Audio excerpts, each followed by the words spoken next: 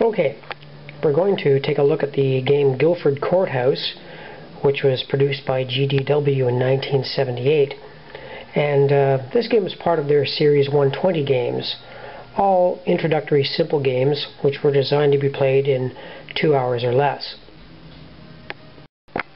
Now, Guilford Courthouse was an important battle of the American Revolution, part of Cornwallis's southern campaign. It was fought in March of 1781. It's a very small battle, but it was quite important. And what we're going to do is my usual operating procedure. We'll take a look at the map, the counters, the rules, and see how this game plays. And I'll just zoom in here on the historical map of the battle. It's quite a straightforward battle, and the game is quite simple. And that's one of the reasons why I like it. It's very straightforward. Let's set up the game and see what it looks like. Okay, we'll take a look at the map first. Now, the map is a fairly accurate representation of the ground. I've been to the battlefield of Guilford Courthouse, and the board map has done a very good job on the ground.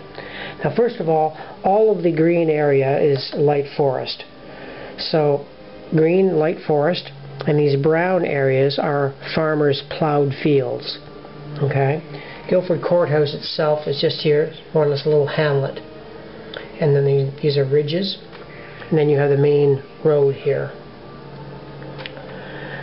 Now, the American Army under Greene set up in 3 lines. He set up his North Carolina militia here as a front line. He set up the Virginia militia in a second line, and he had the Continentals in a third line. This, of course, is Cornwallis's smaller army. In essence, Cornwallis is doing a strategic 1-to-2 attack. He's outnumbered, but we have a smaller, high-quality army versus a larger, inferior one as to quality.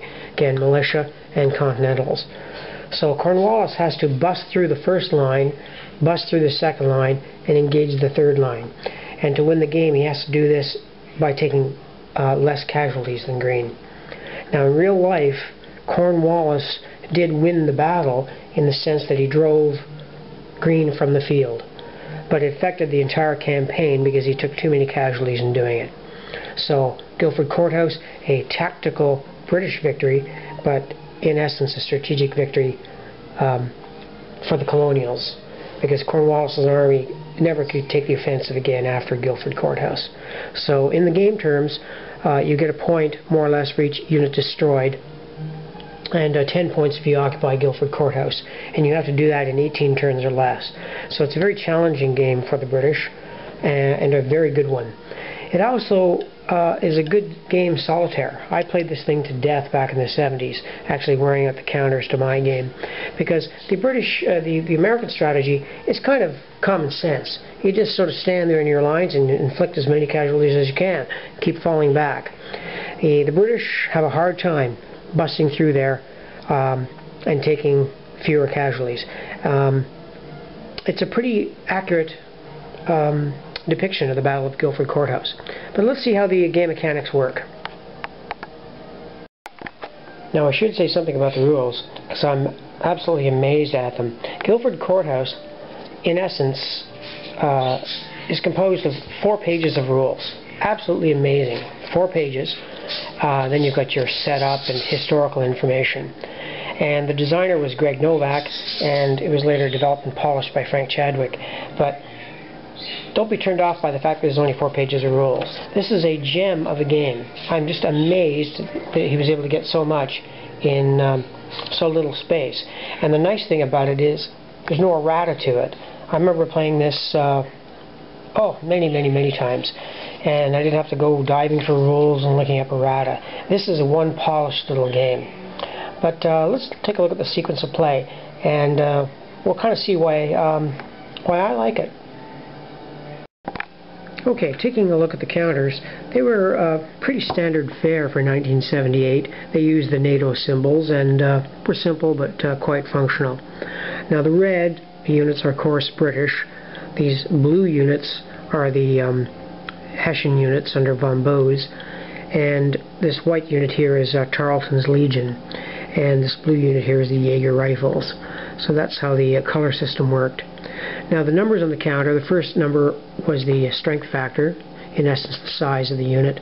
The second unit was the melee factor, and the third number was the movement factor. And important for morale was the upper left value. Okay, was the morale factor of the unit. 0 being very good. The higher the number, the poorer the morale. And if we look at the American units, now these are upside down, I've got them facing the British. The morale of the North Carolina militia is 5. You can see it's not very good. And the Virginia militia, it's a little bit better. It's got a morale of 4. And of course the Continental Line, you've got a mixed bag there. You've got some 0 units and some 4s. So these numbers, the morale unit numbers, were very important to the game. But let's take a look at the sequence of play. Okay, we'll take a look at the game as if we were Cornwallis's army advancing on the Americans. Now the phases were, the first phase was the offensive fire phase. So if you had any units that could fire, you would do so. In this case, Cornwallis's cannon would be able to fire up to 7 squares across this field. The next phase would be the movement phase. Cornwallis's men would then move across the field. Then there'd be the defensive fire phase. The American militia would fire at Cornwallis's units. And then, if Cornwallis's units were close enough, there'd be a potential melee phase. And then there'd be a morale phase. So that's generally the sequence of play. Now the combat tables were on the back of the rules booklets. You had a firing table for muskets. You had a special table for rifles.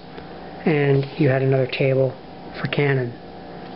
And then you had a melee table up here, and of course the terrain effects chart. All the information was readily available on one sheet, which was very handy. So what I'm going to do is just do one single move, and you'll get an idea of what the game is all about. Okay, so the game begins with the offensive fire phase, and in this case the only unit that can fire is this cannon. You can fire up to 7 squares, so in this case 1, 2, 3, 4, 5, 6, you can fire at the front line of American militia. So we'll have the cannon fire at this unit here. We consult the table. After roll the die first, we get a 3. And if we consult the table, you'll see that you have to have a 6 with an asterisk at that range, given the number of strength points that we're firing. So no hits inflicted by that single gun by Cornwallis. Okay, so the next phase is the movement phase, and what I'll do is I'll move the units, and we'll pick up the video after I've moved the British line across that field. Okay, this is the situation just after Cornwallis's army is moved. Now you can see the right flank has moved up, got ahead a little bit of the left flank, because the left flank has to pay 1.5 movement points per hex side crossed in forested terrain. The next phase would be the defensive fire phase. Now, defensive fire for all intents and purposes for muskets is really 3 hexes, so Cornwallis is still out of range here. Now the rifles could fire, but they've got some blocking terrain here, and so they won't fire. I'll have the, we'll go to the next phase and see what happens. Well, the next phase, of course, would be the melee phase, but since we're not adjacent to anybody, there will be no melee. Then we'd have a morale phase, where we'd roll for any units that were routed.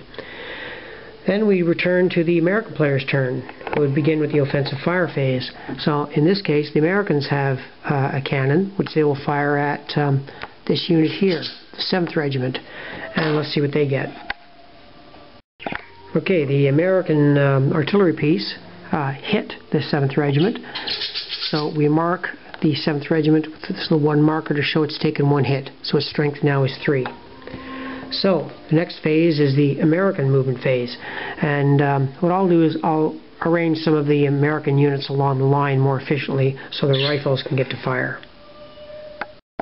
Okay, this is the situation after the Americans have moved. I've shrunk their line a little bit, brought these rifle units in, so more muskets can be brought to bear when Cornwallis does bear down on the line. So after the American movement phase, we'd have the defensive fire phase from the British. But again, they're too far, so they will not fire. We have our melee phase and our morale phase, which of course are absent here because there's no melee. So we're back over to turn 2 and the British offensive fire phase. Again, the British are too far, and this gun, no, pardon me, that gun could fire. So we'll have the British gun fire at range 4 at this unit. We'll see what they get. And only rolling a 2, that's a miss. So the next phase is the British movement phase, and we'll pick up the action after I've moved Cornwallis. Okay, I'm not by any means trying to show you the perfect move or anything like that, trying to show you how the game works. So I've had Cornwallis's army generally close on the Americans, and the right flank was able to close adjacent, while the left was at least 1 hex away. So now we reach a critical phase of the battle. The Americans are going to take their defensive fire now and see what kind of casualties they can inflict on the British.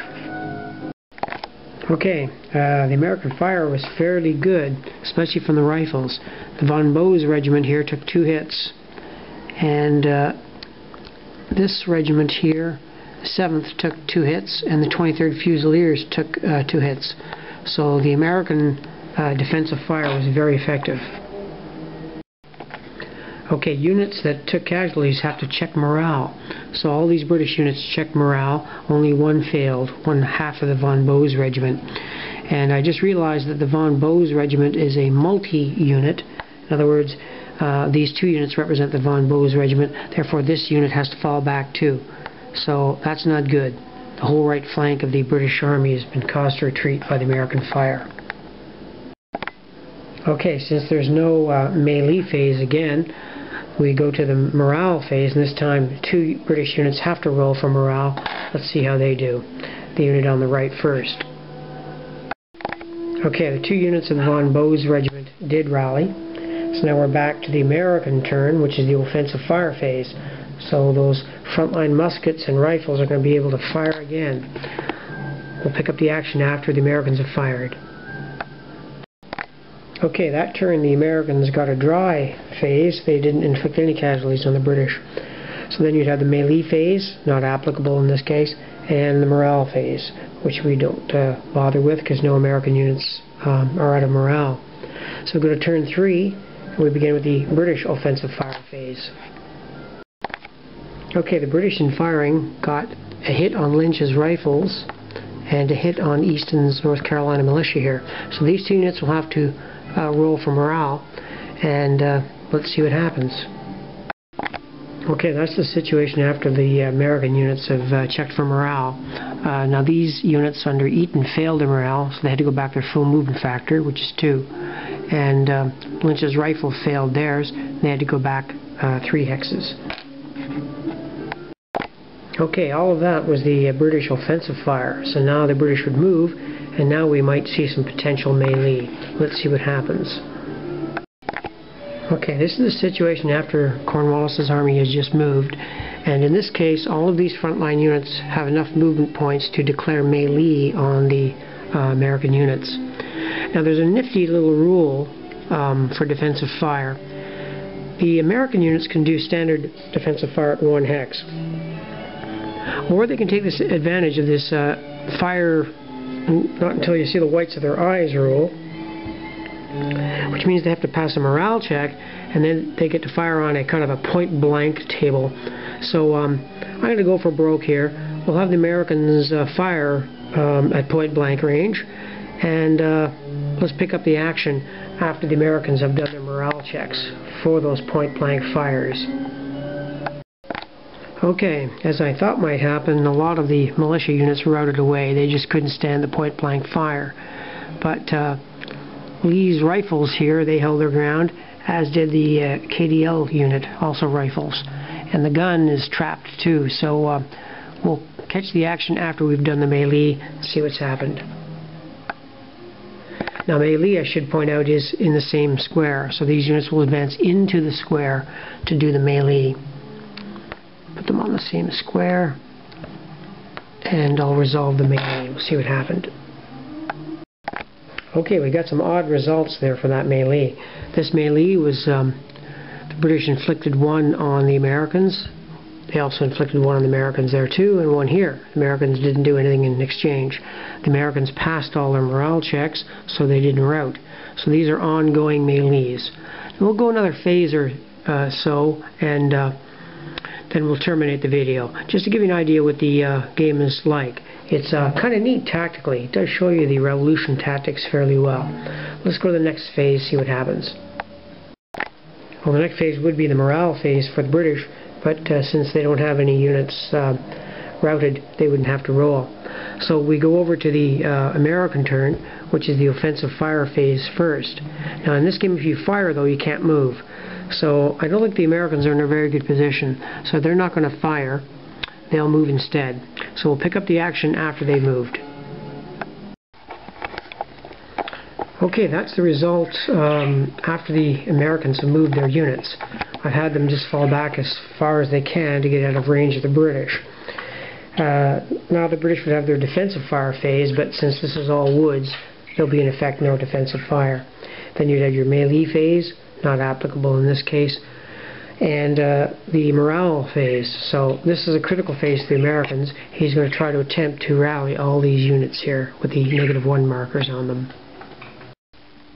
Okay, that's the result after the Americans have rolled for morale. Some units, the rifles and stuff, did rally. The main militia line here did not. So that's all we'll show of the game. It's just mainly to show you the mechanics of the game and kind of why I like it. It does reflect the American Revolution period fairly well. The way you have defensive fire, offensive fire, rally your men. Once the men start routing, it's very hard to get them rallied again, especially militia.